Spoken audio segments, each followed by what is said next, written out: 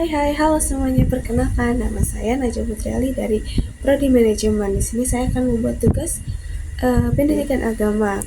Sebelumnya, pernahkah kalian bertanya bagaimana seseorang membentuk karakter profesional sejati? Bukan hanya soal skill, bukan hanya soal gelar, tapi soal sikap, integritas, dan konsistensi.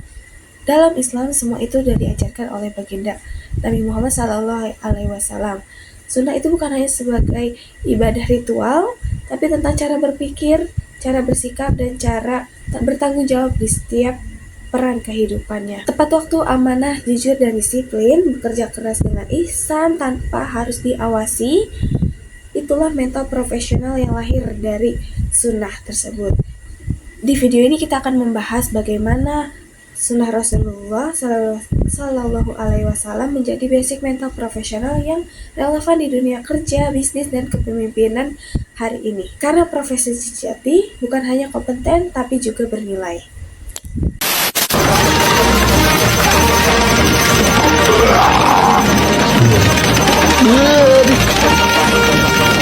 Apa itu sunnah sebagai basic mental profesional? Yaitu bagaimana nilai-nilai Nabi Muhammad SAW dicatatkan kepada kita bisa menjadi fondasi yang menjadi mental yang sehat, kuat, dan beretika dalam dunia kerja profesional. Selanjutnya, nilai-nilai sunnah apa sih yang relevan dengan mental profesional? Yang pertama itu ada kejujuran, yaitu sidik, teman-teman. Yang kedua ada amanah atau dapat dipercaya oleh orang lain. Ketiga, disiplin dan konsisten atau istiqomah. Yang keempat, kerja keras dan kemandirian. Kelima, ada adil dan objektif. Keenam, ihsan, yaitu memberikan yang terbaik, teman-teman. Yang ketujuh ada musyawarah dan kolaborasi. Kedelapan, ada kepemimpinan yang bijak. Kalau kita tadi sudah membahas tentang nilai-nilai yang relevan, sekarang ada manfaatnya nih teman-teman. Sunnah sebagai basic mental profesional, yaitu membangun reputasi. Nah teman-teman nih, membangun reputasi di tempat kerja, dapat dipercaya sama atasan. Yang kedua itu ada dapat dipercaya oleh rekan kerja juga. Yang ketiga, dapat dipercaya juga nih sama klien atau orang yang mau ikut kolaborasi dengan kita. Yang selanjutnya ada meningkatkan kreativitas, bisa menjadi pribadi yang lebih disiplin lagi nih.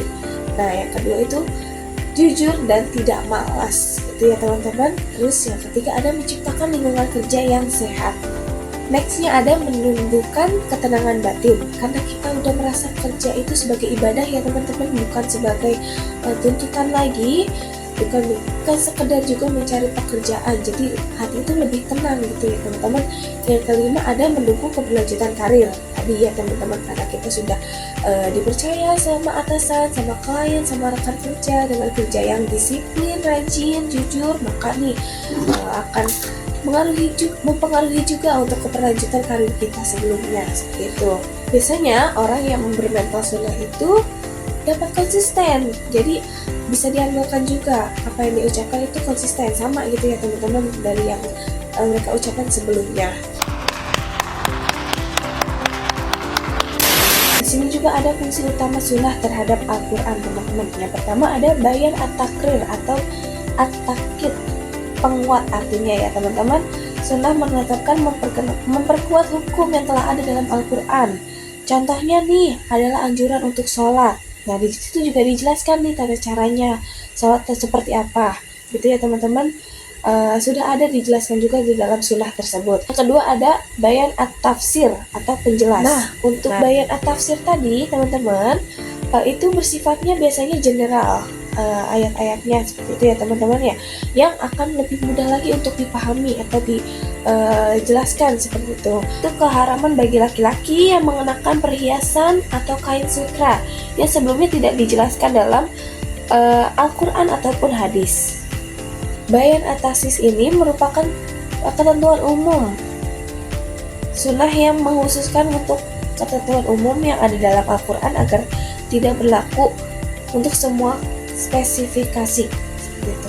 Nah yang ketiga ada bayan at-tashri atau penetapan hukum baru.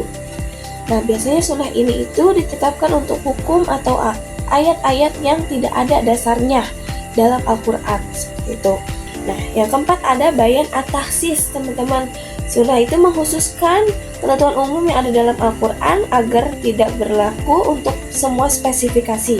Yang kelima ada bayan at-takyid. Sunnah membatasi atau mengikat hukum-hukum bersifat mutlak dalam Al-Quran agar lebih spesifik lagi. Gitu. Oke, next ya teman-teman, yaitu penerapan. Yang pertama itu ada penerapan nilai sunnah dalam konteks budaya. Contohnya itu seperti mengumandangkan azan, terus juga mahar, mitzli, yaitu menabuh rebana, biasanya ini ibu-ibu ya teman-teman, saat walimah nikah ibu-ibu ataupun para remaja. Nah, terus lanjutnya ada penerapan nilai sunnah dalam dunia pendidikan. Nah, biasanya itu suka ada di sekolah-sekolah penerapan nilai budayanya. Contohnya setiap hari Jumat diadakan sholat duha berjamaah, itu buat anak-anak kurang lebihnya 3 minggu sekali biasanya teman-teman ya. Nah, yang ketiga ada penerapan nilai sunnah dalam lingkungan kerja. Nah, ini di sini ada jujur tadi ya teman-teman, dan juga amanah atau menjaga etika seorang muslim, tidak melanggar prinsip syariah, menjaga ukhuwah Islamiyah. Terus keempat ada penerapan nilai sunnah dalam lingkungan keluarga. Contohnya saling menghormati nih antara kakak dengan adik, terus juga ibu dengan ayah, terus saling menghormati antara anggota keluarga, menjalankan tugas dan kewajiban sebagai anggota keluarga juga teman-teman. Nah, tapi jika ada masalah nih antara teman-teman dengan keluarganya, itu bisa diadakan dengan musyawarah ya, gitu teman-teman, biar bisa menyelesaikan masalahnya seperti itu. Nah, tadi saya udah ngomong panjang lebar ya teman-teman. Nah, di sini ada ayat-ayat nih, ayat-ayat Al-Quran dan juga hadis yang relevan sunnah sebagai basic mental profesional. Yang pertama ada Quran surat An-Nisa ayat 65.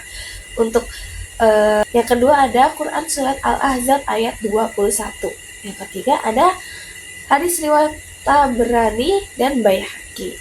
Oke.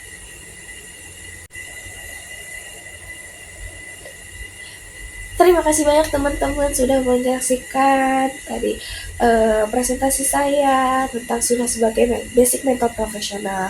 Semoga bermanfaat. Saya mohon maaf bila ada kesalahan kata. Saya akhiri. Assalamualaikum warahmatullahi wabarakatuh. Dadah.